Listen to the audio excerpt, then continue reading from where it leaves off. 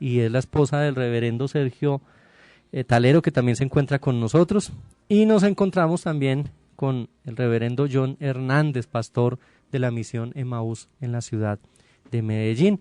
Pues muy buena tarde para todos ustedes. Muy buena tarde para todos y todas, es un placer estar aquí con ustedes compartiendo este espacio. Muy buenas tardes para todos los oyentes, gracias por sintonizar este espacio y bienvenidos. Buenas tardes también, qué bueno poder encontrarlos nuevamente y vernos con ustedes aquí alrededor de la mesa y con los oyentes sentirnos cerca a través de esa red. Y qué alegría que estén acá. Este ha sido un espacio que ha permitido generar unidad entre las congregaciones. Es un espacio que también pues transmite información importante sobre la vida de fe, sobre el caminar de nuestra iglesia. En el programa anterior estuvimos hablando de los ministerios de alabanza.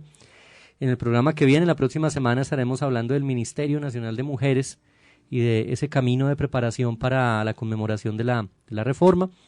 Pero hoy, recién iniciando mes de octubre, queremos pues ya abordar una de las temáticas que más nos interesa siempre conocer, y es pues un poco la historia de la Reforma, cómo se vive también la Reforma en nuestro país, aquí en Colombia, cómo lo vive la Iglesia Luterana en este territorio y desde las congregaciones. Y por eso nuestros invitados. Entonces yo quiero inicialmente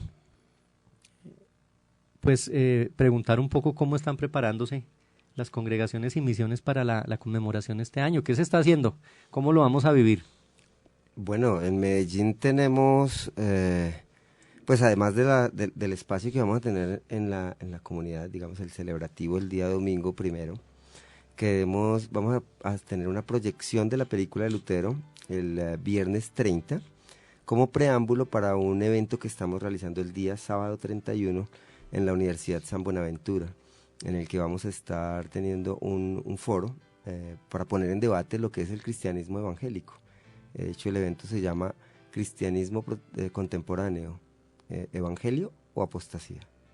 Interesante. Bueno, y ya es como tradición que en Medellín se haga este tipo de eventos, estos espacios de discusión, estos foros, y qué curioso, pues es convocado entonces por la Universidad de San Buenaventura. No, es convocado por nosotros, por la Iglesia Luterana y el trabajo de CELA, que es un ministerio que trabajamos con jóvenes, que alguna vez también ya compartieron aquí en la emisora. Por acá estuvo Quique, sí, compartiendo con nosotros. Y la universidad apoya y nos abrió las puertas. Tenemos el apoyo de algunas otras entidades, algunas otras comunidades de fe también, pero básicamente somos nosotros los que estamos convocando el evento en esta ocasión. Y bueno, ¿y cómo lo están viviendo en Bucaramanga? Bien, nosotros este año estamos haciendo la apuesta por fortalecer la identidad luterana. Este año, a principio de año, y ahorita recién comenzamos haciendo un curso sobre introducción a la confesión de Habsburgo. Estamos comprometidos con que la gente conozca sus raíces y sepa amar lo que tiene y poder dialogar con las otras personas. Aparte, como ya lo dijo el pastor Hernández, hacer nuestra celebración del 1 de noviembre. O sea que con fuerza, con mucho ánimo se está viviendo esto. Acá en Bogotá, en la Congregación San Pablo, también se han dispuesto algunos espacios. Tenemos, además de los cultos conmemorativos, también algunos espacios de encuentro, de reflexión, de discusión, algún culto especial que vamos a hacer el 31 de octubre, y acompañado de un ágape, que eso es lo bonito, conmemorar, celebrar y compartir como comunidad.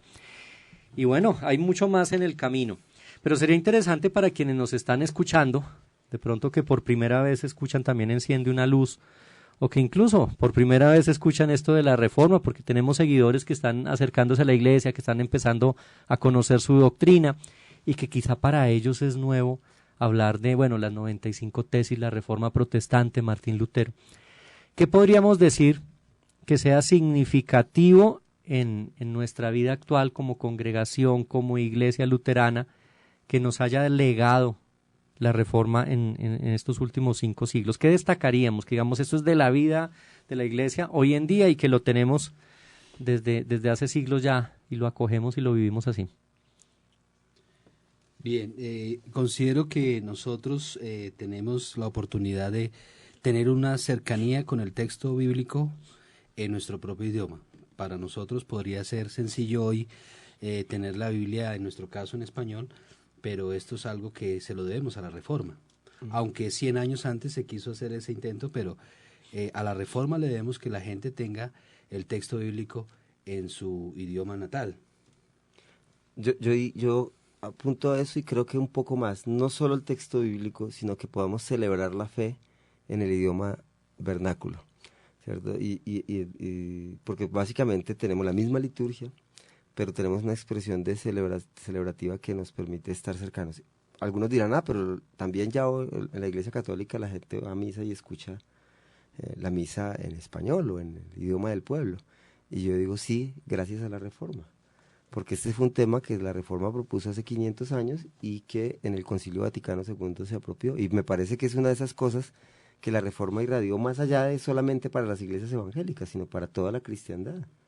Y me parece muy importante eso que apunta. O sea, ese es uno de los grandes aportes de la Reforma y que de pronto poco se conoce, poco se sabe, pero que ha permitido, bueno, que esa herencia de los reformadores llegue hasta nuestros días.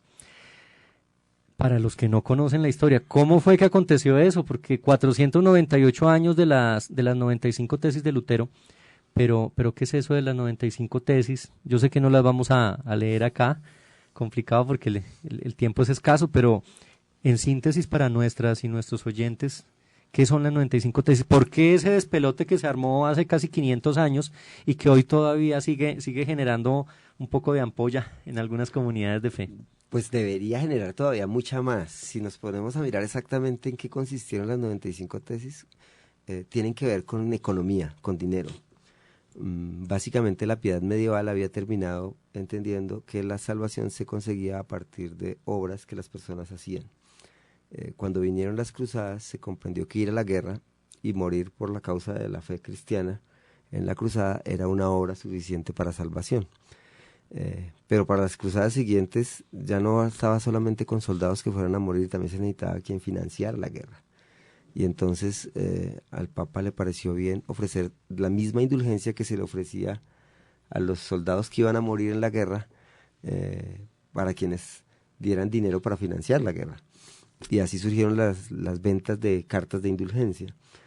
Y se impusieron básicamente en la piedad medieval fuertemente. Pero para la época de Jesús, para la época en que Lutero va a estar viviendo, la experiencia de la salvación a través de Jesús era muy poco concreta y la figura de Jesús estaba determinada por lo que la iglesia dijera. Y el Papa quería y estaba construyendo una basílica muy bonita, una iglesia. A todos nos gustan las iglesias bonitas, pero las iglesias bonitas cuestan plata, ¿cierto? Y si uno quiere que se la pinte Miguel Ángel, cuesta un poquito más. Y entonces la basílica que estaban haciendo era la Basílica de San Pedro. Y para eso el Papa ofreció venta. Bueno, la verdad es que vendió un obispado en Alemania. Y el obispo, para poder pagar la deuda con la que pagó la plata que le prestaron para pagar el obispado, le pidió al Papa el permiso para vender indulgencias. Entonces un porcentaje de esa indulgencia iba directo a Roma y otra quedaba con el obispado. Eran cartas de perdón, cartas que ofrecían perdón absoluto por los pecados cometidos y por cometer. Y eso pues no fue lo mismo que Lutero se encontró en su experiencia de fe, también un poco compleja, particular. Él termina en la búsqueda de un Dios porque siente que Dios es muy, muy agresivo, muy juez. Y el superior le dice, vaya y búsquele a la Biblia. Y en la Biblia encontró un versículo que según Lutero le abrió las puertas del cielo. Y es, el justo por la fe vivirá. Tome nota, apreciado oyente, eso se encuentra en Romanos 1:17. El justo por la fe vivirá. O sea, ese fue el versículo que le dio luz a Lutero y Lutero con sus 95 tesis y seguramente más, porque era el sentir no solo de Lutero, sino de muchos hombres y mujeres de su tiempo, dieron luz también a los siglos venideros.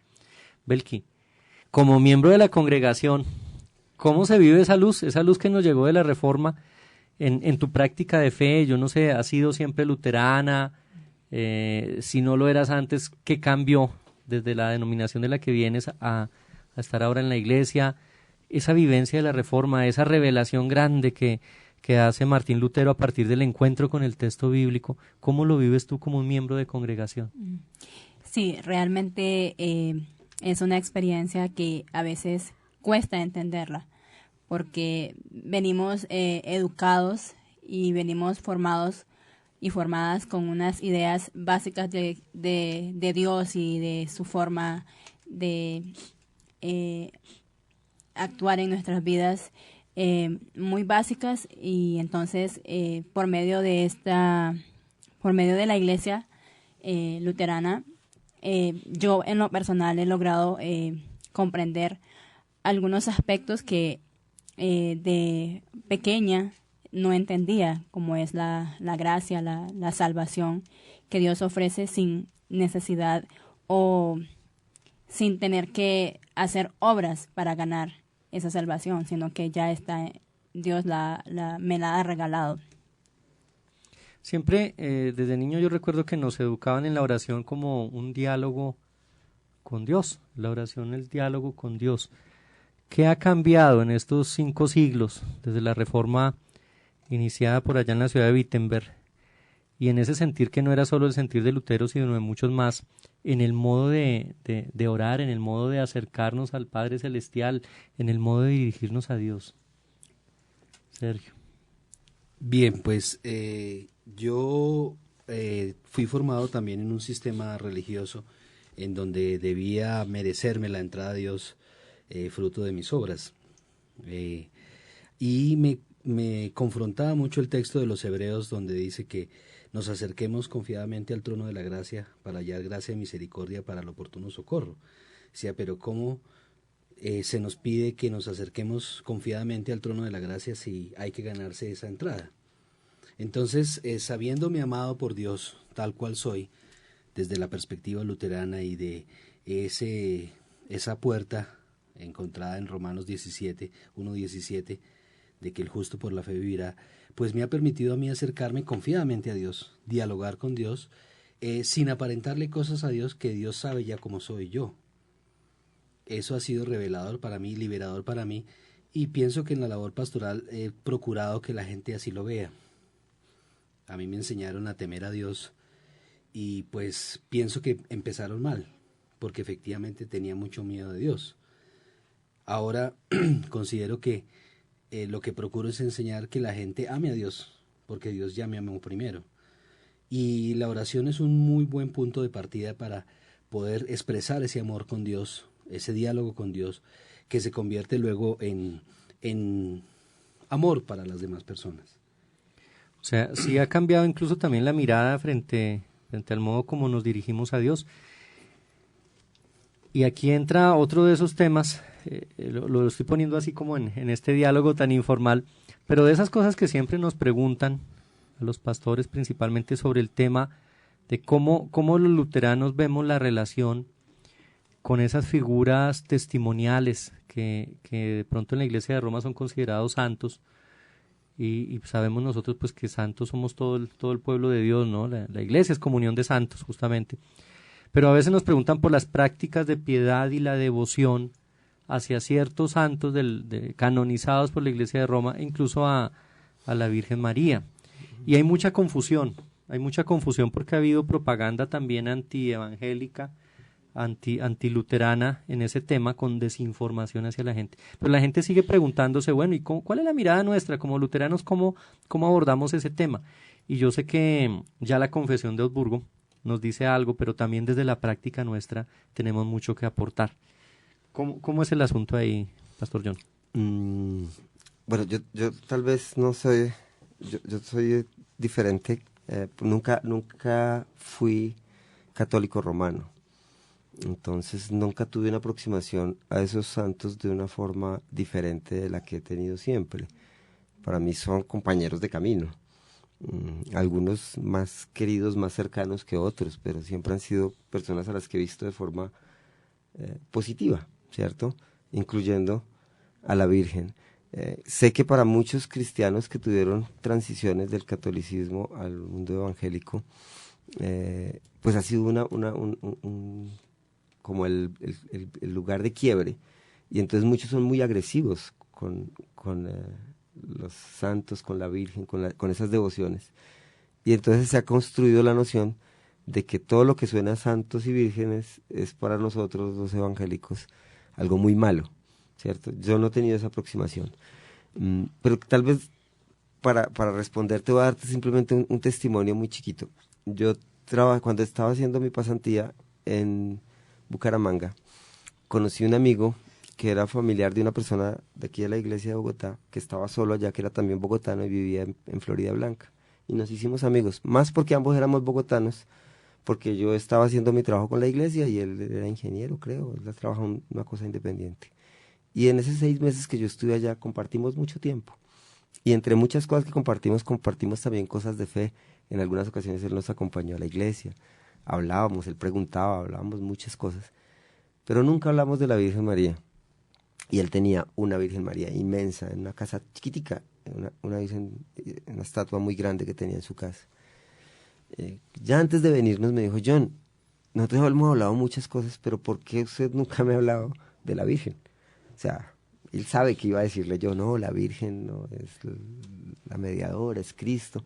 Digamos, todo eso había quedado ya más que en evidencia en todo el tiempo que habíamos compartido.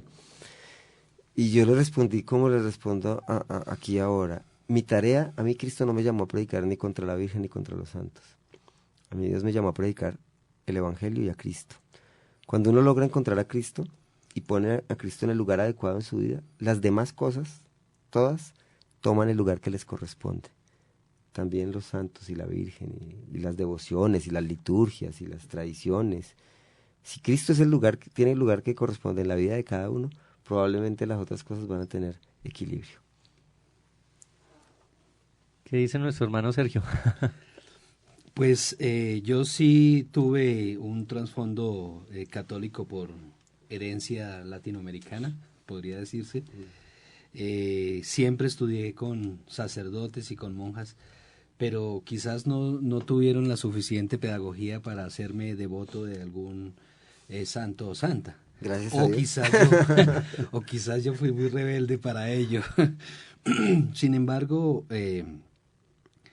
yo sabía que Dios estaba en mi vida. No lo concebí nunca como estado en una estatua. No sentía que me miraba cuando estaba en las estatuas y ese tipo de cosas. Sí tuve un desafortunado tiempo, contrario a lo que dice el pastor John, de predicar en contra de los santos y de la Virgen, porque estuve formado en una iglesia así. Y pues sí creía que estaba haciendo lo correcto, porque pues así había sido enseñado, pensaba que con eso honraba a Dios. Pero me di cuenta de que efectivamente Dios no nos ha llamado a predicar en contra de ningún santo, sino a predicar el Evangelio de Cristo y a ponerlo en su lugar. Entonces aprendí a respetar, sobre todo a respetar, porque cuando pasé a ese momento sentí que a mí me habían respetado muchas veces y quizás tuvieron oportunidad de exhortarme a no tener esos caminos y me respetaron. Entonces hoy respeto a las personas en sus creencias y ciertamente cuando la gente entiende que Dios ha llamado a las personas por medio de Cristo, la gente se va dando cuenta a quién debe sus devociones, si fuera ese el caso. Bien, antes de la pausa, ese intermedio que tendremos con el himno Castillo Fuerte, emblema de la Reforma Protestante y con el texto escrito por el doctor Lutero, texto y música entiendo también. Sí, aunque probablemente inspirada en algún canto popular. El Castillo Fuerte, que lo escucharemos y ahorita en la pausa. La Reforma en 3 palabras, John. Amor, gracia y libertad. Lutero en 3 palabras, Sergio. Intrépido, valiente y muy honesto. La Biblia en 3 palabras, Belki. Luz, verdad y amor. Muy bien, estimados oyentes, vamos a hacer la pausa, escuchamos Castillo Fuerte y a la vuelta seguimos hablando de la Reforma Protestante.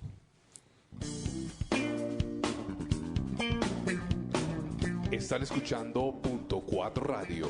una emisora de la Iglesia Evangélica Luterana de Colombia.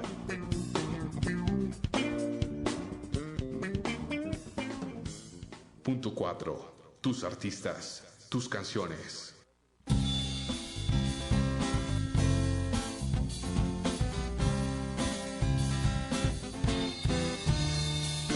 Castillo fuerte es nuestro Dios, defensa y buen escudo.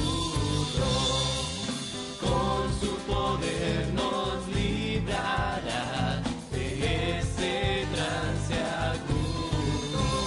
Con furia y con afán, acósanos Satán. Por armas de astucia y gran poder, cual no hay en esta tierra.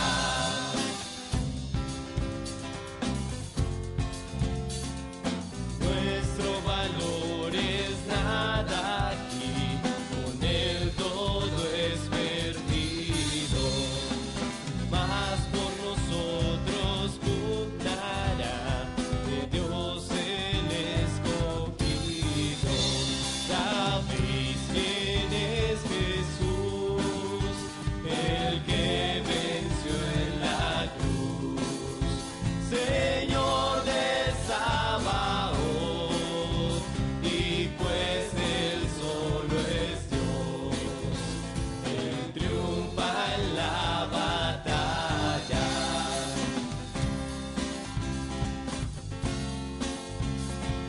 Aun si están demonios mil prontos a devorarnos, no temeremos porque Dios sabrá aún prosperarnos. Demuestre su vigor, Satán y su furor.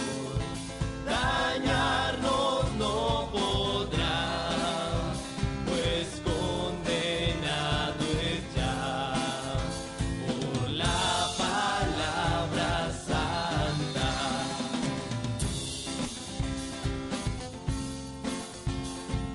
Sin destruirla dejarán aún mal es su grado.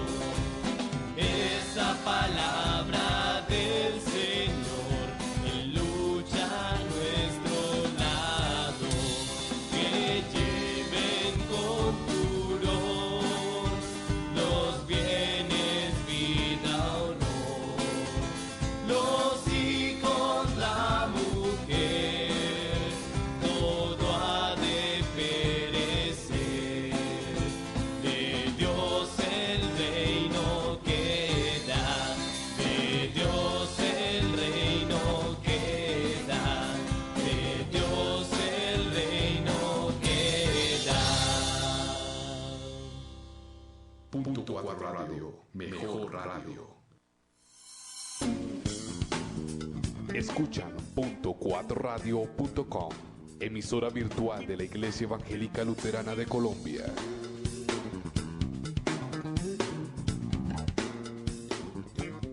Punto 4 Radio Online. Shalom, radio escuchas de Punto 4 Radio. Soy el rabino Richard Gamboa, secretario general del Cabildo Interreligioso de Colombia. Les envío un saludo, un abrazo, bendiciones. Sigan conectados con la programación de Punto 4 Radio, con esta bella labor de la Iglesia Evangélica Luterana de Colombia. Por favor, pónganme en cadena de oración. Chao, chao. Están escuchando Punto 4 Radio, una emisora de la Iglesia Evangélica Luterana de Colombia.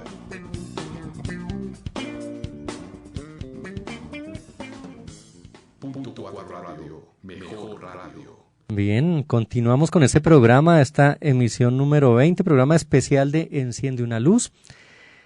Qué gusto que ustedes nos estén acompañando, qué gusto que nos escuchen, que estén conectados desde sus dispositivos. Les estamos haciendo más agradable su viaje en Transmilenio, a los que están en la ciudad de Bogotá, en el metro, a los que están en la ciudad de Medellín, en los diversos modos de movilizarse.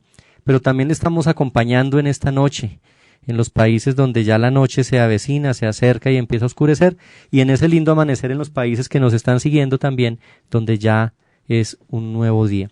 Hoy estamos hablando de la reforma, algunas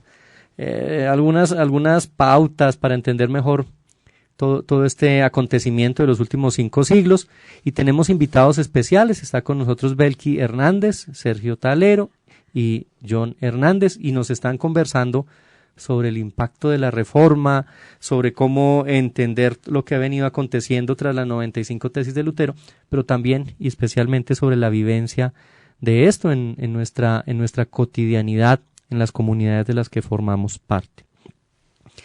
¿Qué es lo que hace que se dé ese ambiente propicio para que lo que escribe Lutero no termine de pronto en la hoguera junto con él, sino que más bien se dé ese impacto grande, esa bola de nieve que a través de los siglos ha venido transformando la realidad eclesial y más allá de nuestro planeta?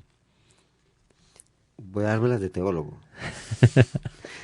Hay 2 palabras en griego para hablar del tiempo.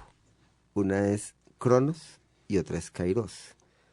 Cronos es el tiempo como lo medimos con los relojes, el que pasa un segundo después del otro, que se mide en segundos, minutos, horas, días, meses, años, siglos, centurias.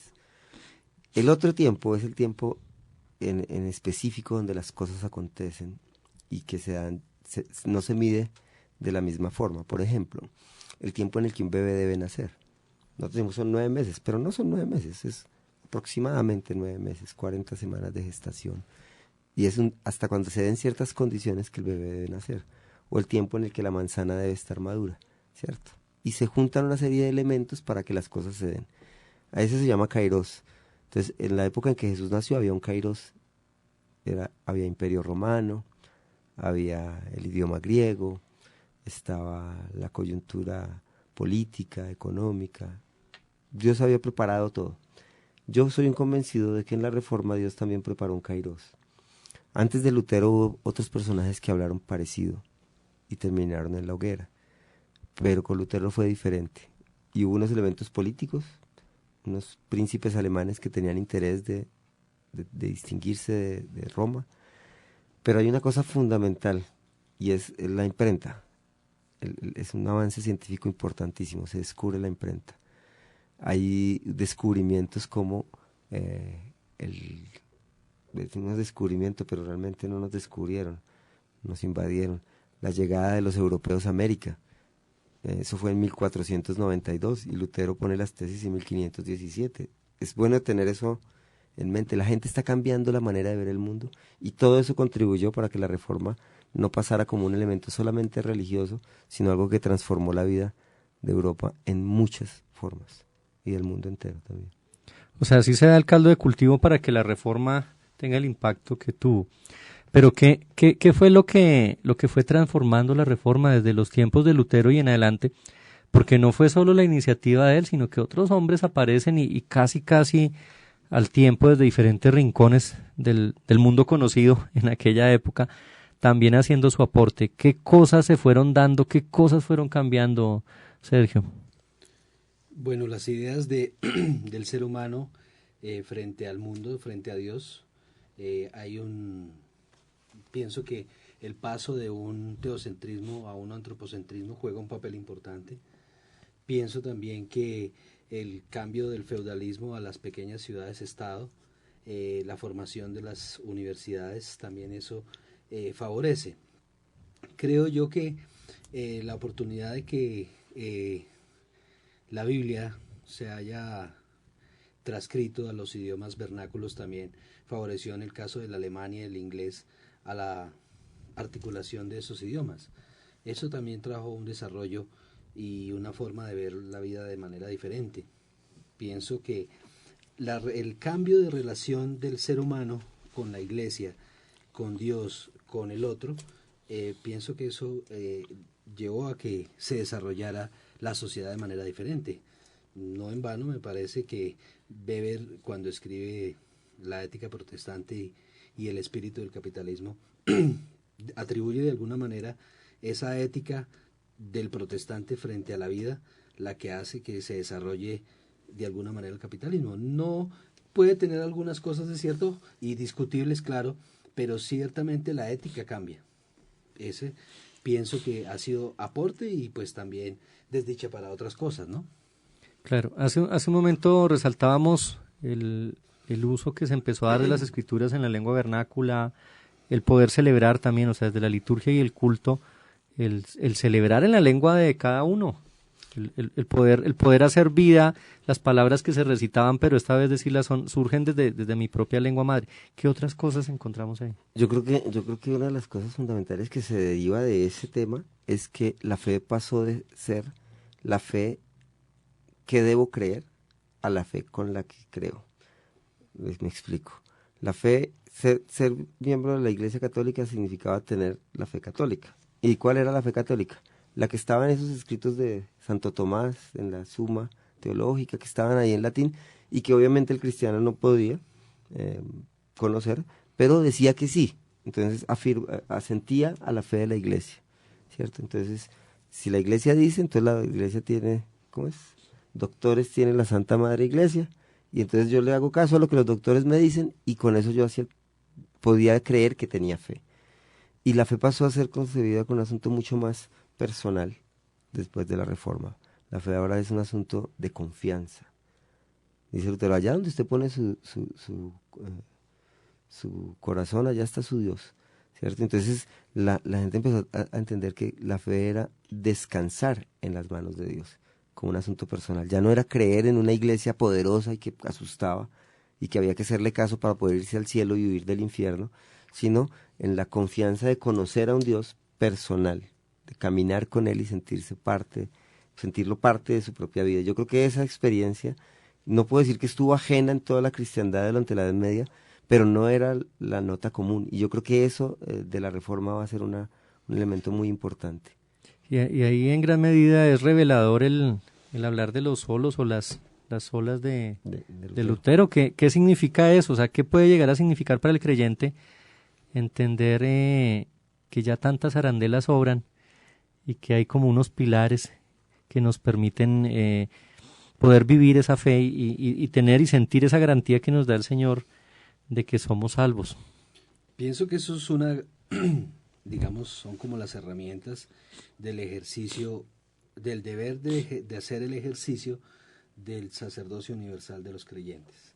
Si antes, como decía el pastor John, debíamos creer en que los doctores nos anunciaban y nos enunciaban, nosotros hoy teniendo la oportunidad de entender en nuestro propio idioma, saber que solo por gracia somos, por el acto de gracia, de amor de Dios, somos salvos por esa fe en ese Dios, esa sola escritura como norma de fe y conducta, y ese solo Cristo, y no esas intermediaciones, pues nos llevan a responsabilizarnos de ser creyentes, de poder, como dijimos ahora, dialogar directamente con Dios, sin el temor de un intermediador que acepta o no lo que hacemos.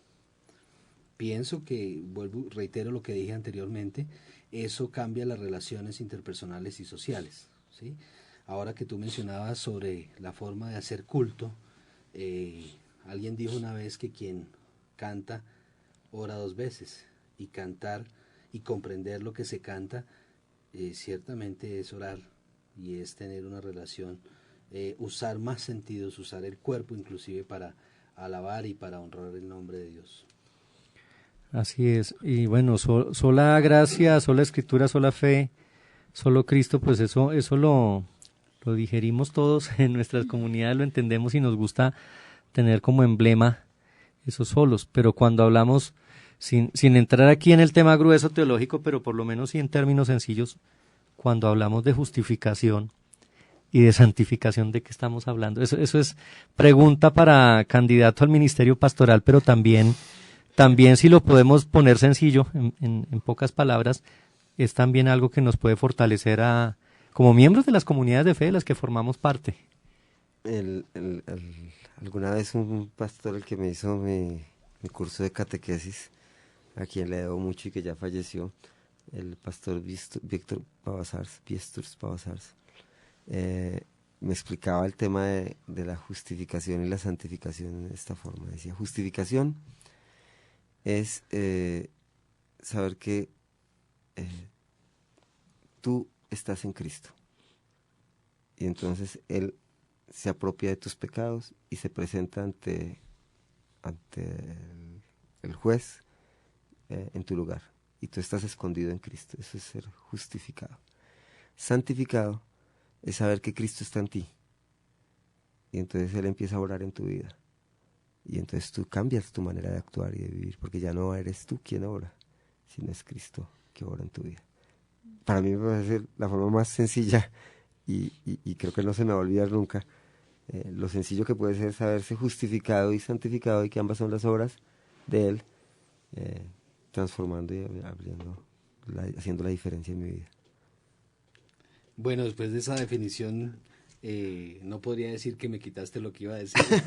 No había pensado en ello, pero podría decir lo que mi pastor de la juventud me dijo, que en la gracia Dios nos da lo que no merecemos. Y eso sería El perdón. justificación, ¿sí? Y en su misericordia Dios no nos da lo que merecemos. Y podríamos hacer un paralelo con la santificación, porque ciertamente Dios nos declara justos sin serlos. Y nosotros ahora vemos como en un espejo, dice Pablo, pero pronto, cuando nos acerquemos a Él, veremos cara a cara. Y esa obra santificadora es una obra que se hace a través del Espíritu Santo, con la vida comunitaria, la vida devocional y una vida con la comunidad. No solamente estoy hablando comunidad en términos eclesiales, sino la comunidad donde vivimos. El predicar a Cristo y, si es necesario, usar las palabras. Entonces, la santificación es una obra que no hay que perseguirla, porque no es nuestra. Es una obra que se camina junto con el Espíritu Santo, y Él nos va haciendo lo que tenemos que hacer. La obra del Señor. Hace unos años en un reinado preguntaban, ¿qué es mejor, pedir perdón o pedir permiso? ¿Cómo queda el tema del perdón, de la reconciliación con la Reforma protestante? El perdón es un regalo, y es un regalo que Dios nos da. Es una cosa inmerecida, decía Sergio hace un rato. Y es gratuito no porque no cueste, sino porque es demasiado costoso y no podemos pagarlo. Ser perdonados y saberse perdonado es tal vez de las cosas más liberadoras que hay en la vida, ¿cierto? Saber que uno ya no carga con ese lastre de la culpa encima, y esa es la obra de Cristo. Por eso a mí pues siempre me confronta mucho el lenguaje que los evangélicos terminamos usando cuando decimos, vamos a proclamar el evangelio, y salimos a restregarle a la gente la culpa y a condenarlos, y decimos, pero no se les anuncia nunca el evangelio. ¿Dónde está la buena noticia que libera? ¿Dónde está el alivio? ¿Dónde está el descanso? Entonces somos proclamadores de ley, pero no de evangelio.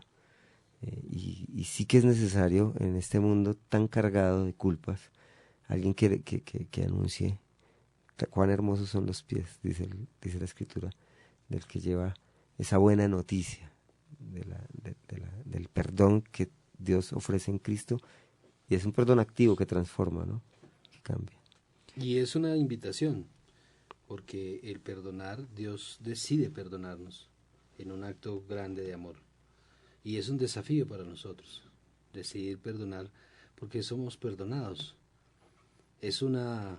Ahora que John está hablando de que lo confronta a uno, cuando oramos el Padre Nuestro, siempre me siento constreñido, digámoslo así, cuando decimos perdona nuestras ofensas, como nosotros perdonamos a los que nos ofenden.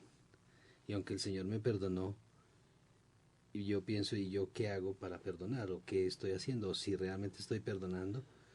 ¿O estamos, como ya se dijo, restregando la falta de perdón en el otro, o lo que el otro no ha pedido perdón, o cosas de ese orden? Y ahí se muestra el gran amor de Dios para con nosotros, que siendo terriblemente no perdonadores y pecadores, el Señor nos sigue amando y nos sigue perdonando. Así es, y en ese anuncio, esa buena nueva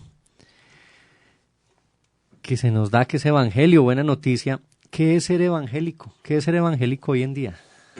¿Hoy en día o lo que debería Pues en ser? general, ¿qué debería ser? Sí, yo creo que estamos en el campo de lo teleológico, el deber ser. El deber ser. Yo creo que evangélico debería ser quien descansa, quien se sabe liberado, quien se sabe libre. Yo creo que evangélico debería ser el que vive muy tranquilo porque sabe que su Dios lo ama y lo sostiene y lo perdona y lo lleva adelante. Y me confronta con lo que veo mucha gente muy angustiada por un Dios que los está castigando, que los está condenando, que no han conocido a Cristo, y ahí, digamos que el evangélico que se sabe perdonado anuncia el evangelio, y entonces no se queda no se queda callado, no se guarda para sí semejante noticia, semejante transformación. Sí, pues en ese sentido creo que de todas formas la pregunta da mucho a pensar, ¿no? Porque muy pocas veces nos preguntamos qué es ser evangélico, porque nos llamamos y nos hacemos llamar evangélicos, pero nos hemos tomado un tiempo para interiorizar qué significa ser evangélico en estos días y siempre, ¿no? Porque para mi forma de pensar siento que es un estilo de vida también, porque es algo con lo que yo lucho y me desafía cada día de mi vida. Entonces creo que es la vivencia que cada día tenemos y el sentido que también le damos a esa vivencia desde el Evangelio. ¿Qué nos faltará hoy en día de ese espíritu de la Reforma?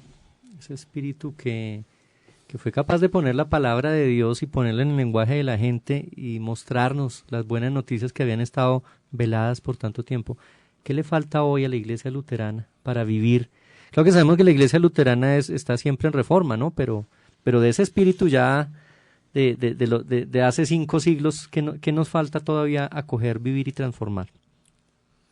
Pienso que para seguir en la misma línea nos falta perdón.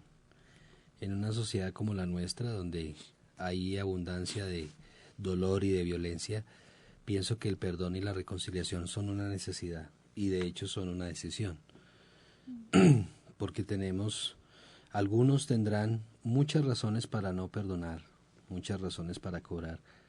Y pienso en lo que dijo Jesús. Oíste que fue dicho, ojo por ojo, diente por diente. Pero precisamente la apuesta del Evangelio es perdonar.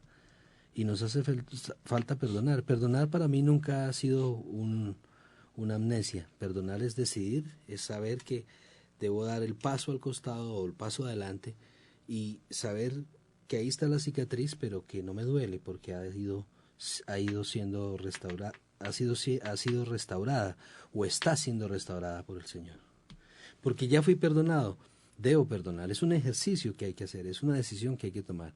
Pienso que la Iglesia, no solo la Iglesia luterana, sino que nosotros como reservas éticas de la sociedad, las iglesias cristianas, que nos decimos cristianas, deberíamos enseñar a perdonar. Y enseñar no desde la escuela, como maestros y doctos en el perdón, sino que vivamos el perdón y cuando vivamos el perdón se cumplirá lo que dijo Jesús, para que el mundo crea. Yo creo que primero es que hoy hablar de la Iglesia luterana es muy complejo porque hay muchos modelos y muchas visiones y versiones de lo que se desprendió de ahí. Y Lutero tampoco fue luterano, ¿cierto? Murió sin ser luterano. y tampoco queríamos una iglesia luterana, pero sí creo que a la iglesia que se desprende de la Reforma y nosotros que nos sentimos herederos de esa Reforma, nos hace falta, por un lado, tomarnos más en serio, mucho más en serio, a la Escritura. Y eso significa dejar que nuestras maneras de pensar sean confrontadas. Eso le terminó pasando a Lutero, y finalmente cuando eso sucede, él termina vencido por la Escritura y impulsado por ella misma. Y y en eso es que encuentra la gracia, ¿cierto?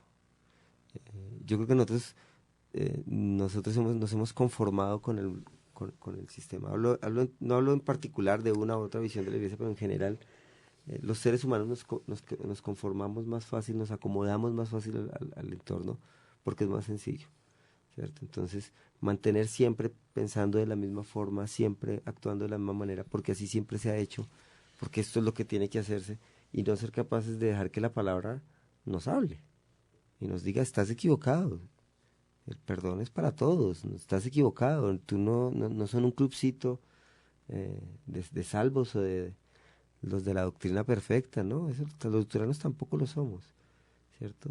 Eso creo que se ha vuelto una gran disculpa: es que tenemos la buena doctrina, pero si eso no nos confronta a vivir, pues ahí tenemos problemas más importantes que resolver. Estoy pensando en esa pregunta, ¿qué hace falta o qué nos hace falta? Yo creo que es un camino el que todos los días hacemos. Entonces yo creo que, no sé, pienso que de pronto no va a llegar un día en que seamos completos. Yo creo que siempre va a haber una necesidad de algo o va a haber una carencia de algo. Entonces yo creo que lo más sano para nuestro espíritu y nuestra vida es poder tomar ese camino, recorrerlo, vivirlo, experimentarlo y con la ayuda de Dios. Así es. Bueno, en poco tiempo estamos conmemorando 500 años, en el 2017, 500 años de la Reforma o de las reformas protestantes. Hay una gran fiesta. ¿Qué llevamos a esa fiesta para que la fiesta esté completa, para que la conmemoración sea significativa? ¿Qué llevaría cada uno a esa fiesta de los 500 años? Así nomás. ¿Qué creen que podríamos llevar para que la fiesta realmente sea un acto celebrativo, un ágape, un compartir de vida, y podamos juntos, no solo la iglesia luterana o las iglesias protestantes, sino realmente como pueblo de Dios, la humanidad creyente, conmemorar y decir: vale la pena después de 5 siglos unirnos para orar y celebrar? Yo creo que una de las primeras cosas es que la fiesta la está sirviendo Cristo, ¿cierto? Entonces hay que ir con mucha alegría y ganas a recibir, ¿cierto? Pero pensando en la reforma en el siglo XVI y en la conmemoración de los 500 años, pienso que los luteranos hemos venido dándonos cuenta de algo muy importante, que obviamente no estaba en la visión de Lutero y de los reformadores en el siglo XVI, y es el tema de que la salvación no tiene que ver solo con el ser humano, sino que también la salvación afecta y alcanza a toda la creación. Y yo creo que en esa conmemoración hay un símbolo muy bonito que los luteranos están usando a nivel mundial, y es sembrar arbolitos, ¿cierto? Y la siembra de árboles como monumentos, no concreto como monumentos, no cosas así como lo solemos hacer los seres humanos: hagamos un busto de Lutero. No, sembremos un árbol, y digámosle: Dios, gracias por la creación, y síguela renovando, envía tu espíritu para que la renueve. Parece muy bonito. Pienso que deberíamos llevar para esos 500 años el compartir con el otro que es opuesto a mí o es otro diferente a mí. Creo que ese es un gesto concreto de amor, porque ese es el amor de Dios. Jesús dijo: si amas a los que te aman, no haces nada. Si amas a los que te odian, ya lo estás haciendo. Entonces, compartir con el otro diferente será un acto de amor. ¿Y tú qué llevas a la fiesta, Belki? Pues, como he venido diciendo antes, yo creo que lo que llevaría sería una concientización de lo que significa la reforma, porque siento que muchos que no hemos nacido directamente en la iglesia luterana y hemos conocido la iglesia luterana ya de pronto adultos, hemos escuchado hablar y decir acerca del acercamiento de los 500 años, de la reforma, la celebración y todo esto, pero seguramente no entendemos y no lo hemos concientizado. ¿Cuál es el peso que eso tiene en nuestro vivir como cristianos y creyentes. Qué bien. Este programa, pues lamentablemente el tiempo siempre es escaso, va llegando a su fin. Queremos recordarles que los miércoles a las 7 de la noche, desde donde se encuentren, desde su casa, desde su comunidad de fe o si van de camino en ese momento, estamos orando por la iglesia, por la unidad, el fortalecimiento, porque la obra del Señor se siga manifestando en su pueblo. Entonces no olviden los miércoles a las 7 de la noche. Los martes tenemos retransmisión de este programa a las 6 de la mañana, los viernes a las 6 de la tarde la emisión ordinaria, común, y usted nos encuentra también, si usted se perdió alguna de nuestras emisiones, nos encuentra en el canal de YouTube .4RTV online. Ahí están los programas semana a semana, se van subiendo los videos para que usted le dé me gusta y comente y comparta también con sus comunidades. Yo agradezco a nuestros invitados, al reverendo John Hernández, a Belki Hernández y al reverendo Sergio Talero por haber estado hoy en Enciende una Luz. Muchas gracias por estar aquí. Saludamos a sus comunidades, a la misión Emaús en la ciudad de Medellín y a la Congregación Divino Redentor en la ciudad de Bucaramanga. Gracias por estar aquí y voy a invitar, a la medida que ustedes se despiden también, a que el reverendo Sergio nos dirija en oración para cerrar este programa. Querido Dios de la vida, te damos infinitas gracias por la oportunidad que nos das de reunirnos. Gracias, Señor, porque estos encuentros han sido puestos en tu corazón y, Señor, que estas ondas sean de bendición para todos quienes nos escuchan, Señor, porque ha sido de bendición para nuestras vidas. Gracias, Señor, en tus manos estamos y en tus manos quedamos hasta nuestro encuentro contigo. En Cristo Jesús, Señor nuestro. Amén. Amén. Amén. Muchas gracias. Muchas gracias. Muchas bendiciones para todos los que nos han seguido esta noche. Quédense con nosotros en .4radio.com. Un saludo muy especial nuevamente a todos nuestros oyentes. Gracias por estar conectados con nosotros. Sigan con la programación de .4 Radio en nuestra próxima emisión, en nuestro próximo programa. Los esperamos también. Dios les bendiga. Chao, chao.